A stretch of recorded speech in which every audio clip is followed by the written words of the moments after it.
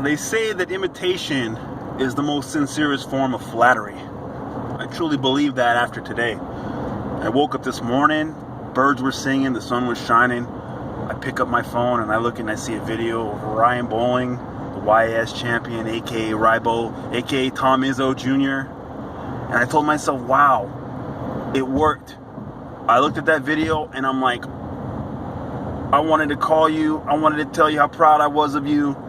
I'm like, wow, I inspired people. I inspired this league to change their way of thinking, to spicing it up. People are shooting videos now. People are changing their team name, changing their logos, the way I've been doing it for years. I've been doing that for a long time in the YAS.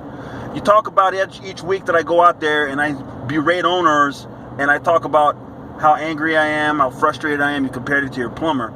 And that's the reason why I'm shooting the video this way instead of the way that I thought I was going to do it. I was going to do it really nicely. I was going to go to a bowling alley. I was going to interview people, but that's beside the point. I'm doing it Matthew McConaughey, Lincoln commercial style, since I know that you love watching those commercials, since you like looking at plumbers' butt cracks.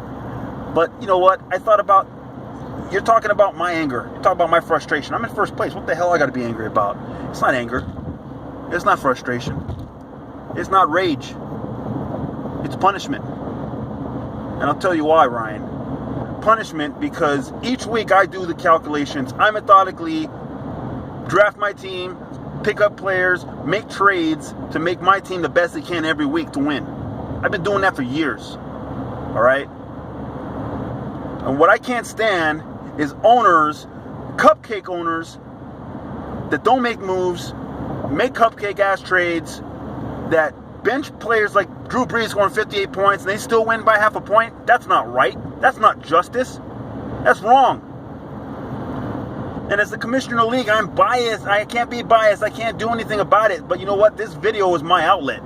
And if you don't like it, or anybody else doesn't like it, that's tough shit.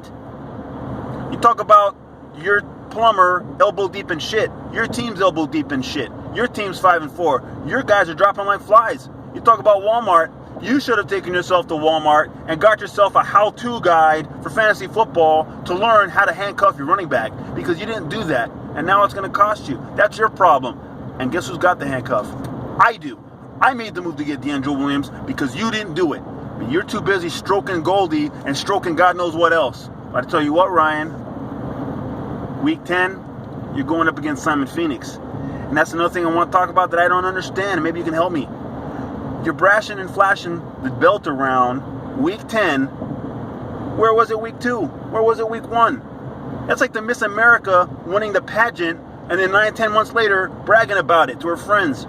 It's too late. It already happened. Who cares? It's a new year. You had your chance to boast. You had your chance to brag. That time is over. I was the champion before. I know what it takes. Goldie's going to come back to me. Goldie's going to come back on my shoulder. Simon Phoenix's shoulder. And this week, you're going to know what it feels like to be 5-5 and 500 and hope you fight for that 6th seed. Because if you ain't going to get in the dance, take your ass back to the door and get in line. Because Goldie wants to go back to her original owner, me. And that's the bottom line.